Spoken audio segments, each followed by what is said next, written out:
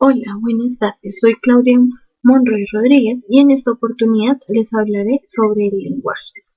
Se debe resaltar que existen cogniciones significativas como aquellas que están relacionadas con el uso de representaciones simbólicas, como es el lenguaje oral y escrito. Según Redolar, Ripoll, Blázquez, Alicente, González y Rodríguez, en su libro Neuropsicología del año 2013, indican que el comportamiento verbal constituye uno de los patrones conductuales desde un punto de vista social más importante en las relaciones humanas, aclarando que la lectura y la escritura se relacionan estrechamente con la audición y con el habla. Ahora bien, el lenguaje se define como un sistema simbólico utilizado para comunicar significados concretos o abstractos, con independencia de la modalidad sensorial utilizada o del medio concreto de expresión. Aquí se incluye el lenguaje hablado y escuchado, el lenguaje comunicado en forma escrita y el lenguaje de signos. Hay que tener en cuenta que el lenguaje tiene tres niveles de mayor o menor complejidad y son los siguientes. Monemas son las unidades de la primera articulación o unidades más pequeñas dotadas de significado, y allí encontramos los lexemas por el contenido semántico y morfemas por su función gramatical. Fonemas son las unidades de la segunda articulación, definiéndose como unidades menores de sonido. Es importante resaltar que el idioma español está formado por 24 fonemas y teniendo en cuenta que de dicha combinación surgen los monemas. Los rasgos pertinentes son las unidades de tercera articulación, siendo los movimientos elementales del aparato bucofonatorio, los cuales permiten la emisión de fonemas según las convenciones fonéticas de cada lengua. Por lo tanto, la regulación del lenguaje se lleva a cabo a través de los sistemas motores voluntarios, en los que intervienen las vías piramidales y también mediante las vías que regulan los automatismos motores de tipo extrapiramidal, por lo que una lesión en estas vías puede producir diversas alteraciones del lenguaje. ¿Sabías que el ser humano puede producir aproximadamente 200 sonidos o fonos diferentes? Hay que tener en cuenta que en el lenguaje escrito o del lenguaje de los signos, la información es procesada por regiones cerebrales diferentes a aquellas que procesan el habla. Una vez dicho esto, vamos a conocer la neurobiología del lenguaje, resaltando que en el proceso del lenguaje se ven involucradas diferentes áreas del sistema nervioso central, desde el tronco cerebral hasta la corteza, las cuales actúan de manera integrada mediante diversos subsistemas funcionales, involucrando puntualmente al hemisferio cerebral izquierdo. Asimismo, se distinguen dos estructuras como reguladoras del lenguaje. La primera de ellas es el componente cortical, donde se habla del origen del lenguaje de manera simbólica, localizada en la corteza cerebral, específicamente en el córtex asociativo, y cuyas áreas reguladoras del lenguaje se encuentran en el polo anterior y polo posterior del cerebro. Dentro de esta, a su vez, se encuentra el área expresiva, localizada en el polo anterior del cerebro sobre el lóbulo frontal, siendo la encargada de la motivación lingüística y la articulación verbal de las palabras y de la escritura. Es en este punto donde se da origen a la iniciativa para el desarrollo de cualquier actividad lingüística de tipo expresivo. De igual manera, esta se subdivide en área prefrontal, siendo la especializada en los procesos motivacionales del lenguaje y a su vez genera estrategias necesarias para iniciar la comunicación verbal, oral o escrita. El área de Broca, ubicada en una parte de la corteza premotora, siendo la responsable de preparar los programas motores necesarios para la adecuada expresión del lenguaje oral y escrito, coordinando la actividad de los músculos que intervienen en el habla y en la escritura. y la corteza motora primaria, situada por delante de la cisura central, siendo la encargada de iniciar los movimientos bucofonatorios para pronunciar las palabras y los que guían la escritura.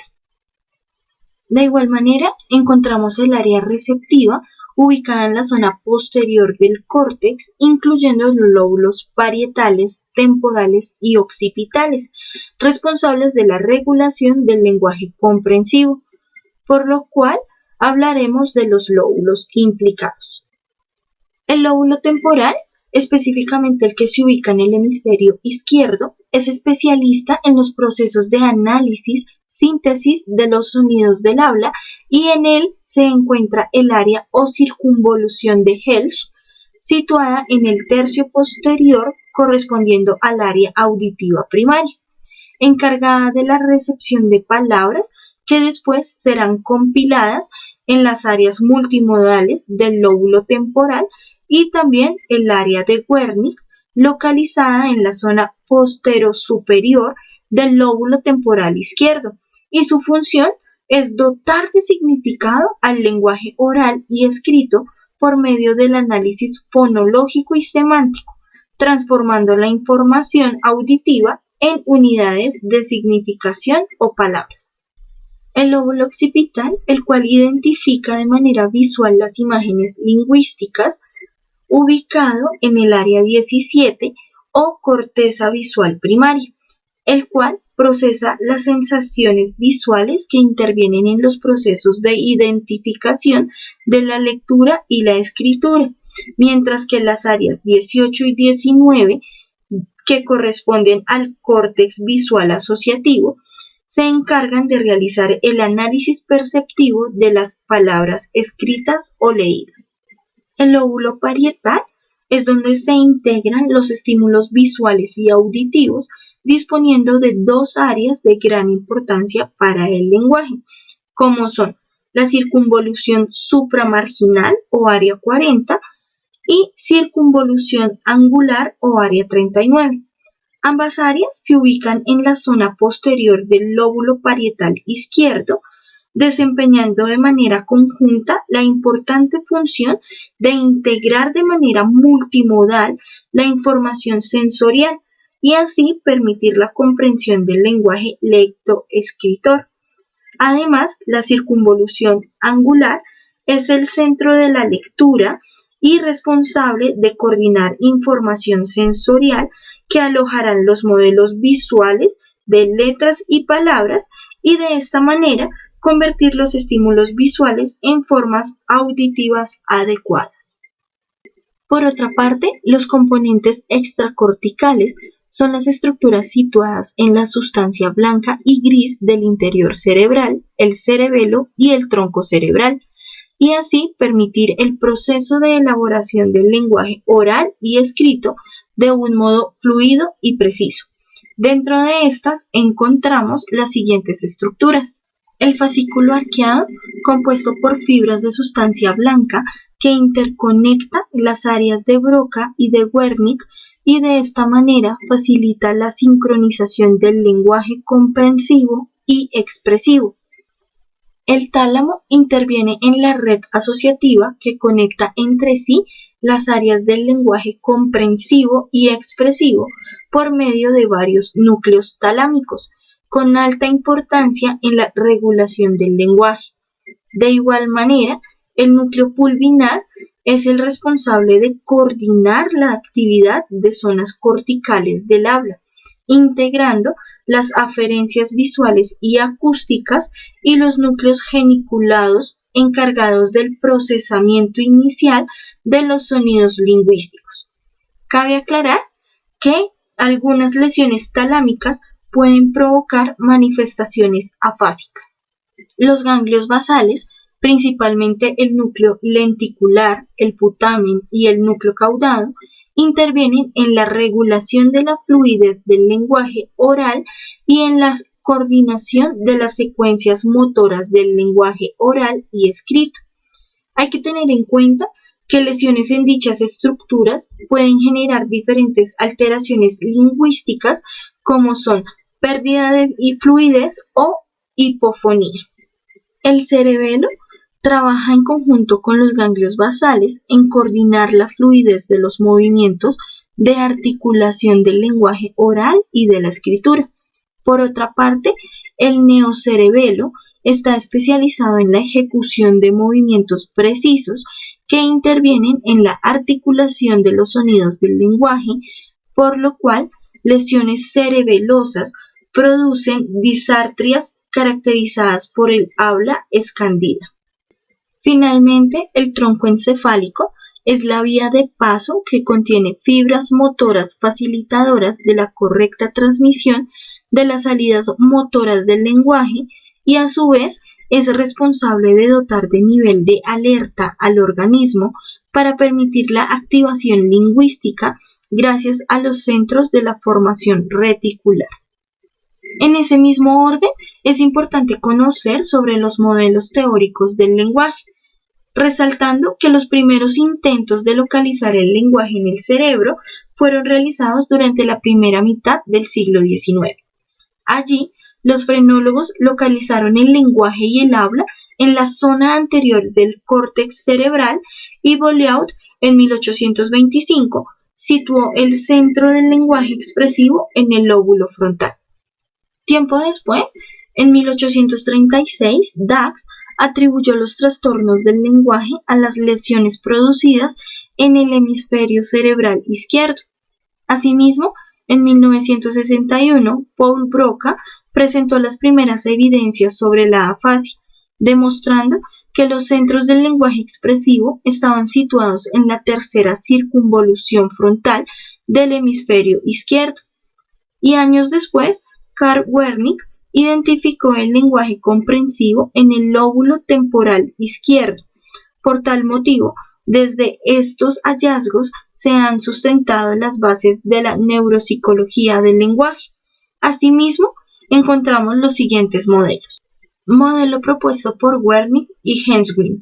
Se producen déficit en el lenguaje dependiendo del área lesionada, esto según Pinel en el año 2000. Ellos sustentaban que cuando es una lesión del área de Wernicke, se genera dificultades para comprender el lenguaje escrito y hablado, además de una incapacidad para hablar, repetir y escribir correctamente. Las lesiones del área de Broca provocan dificultades de articulación con habla lenta y difícil, aunque se preserva la conservación del lenguaje. Una lesión del fascículo arqueado altera la capacidad para repetir palabras, ya que los centros de reconocimiento auditivo y de producción del lenguaje estarían desconectadas. Sin embargo, para la producción y comprensión del habla resultarían preservadas. Al producirse una lesión en la circunvolución angular, se presentan dificultades de lectura y escritura, ya que la información visual no se transforma en información auditiva ni en sentido contrario. El modelo de Wernicke y Henswin explica el procesamiento del lenguaje de manera reduccionista, ya que excluye casi todas las estructuras extracorticales que intervienen en el lenguaje. Finalmente, según este modelo, el lenguaje es el resultado de la interacción de 7 estructuras del hemisferio izquierdo, como son la corteza visual primaria, el giro angular, la corteza auditiva primaria, el área de Wernicke, la corteza motora primaria, el área de Broca y el fascículo arqueado. Por otra parte, el modelo de lenguaje y neuroimagen funcional es una de las aportaciones más útiles, ya que permite profundizar sobre el procesamiento lingüístico de aquellas personas que no presentan daño cerebral. A su vez, han demostrado la importancia funcional que tenían varias de las zonas implicadas en la regulación del lenguaje. Asimismo, dada esta técnica, la importancia funcional del área de Wernicke como centro del lenguaje receptivo se ha visto confirmada, aunque esta técnica demuestra una activación bihemisférica en las áreas de Wernicke con mayor predominio en el hemisferio izquierdo.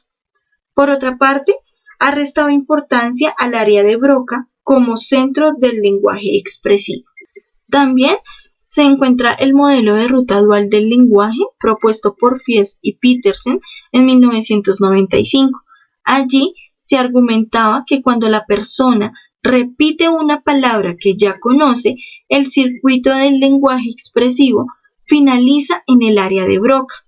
En cambio, cuando la tarea verbal es más compleja, el procesamiento del lenguaje expresivo sobrepasa el área de Broca, alcanzando la corteza prefrontal y el área singular. Finalmente, se habla del modelo de bases neurales de la producción y comprensión del lenguaje. Aquí cobra importancia el examen post-mortem de los cerebros de pacientes, en los cuales podían indicar qué regiones cerebrales estaban implicadas en el lenguaje, diferenciando aquellas que parecían estarlo en la comprensión y aquellas que parecían estarlo en la producción. Bueno, esto ha sido todo por hoy. Nos vemos en una próxima oportunidad. Hasta luego.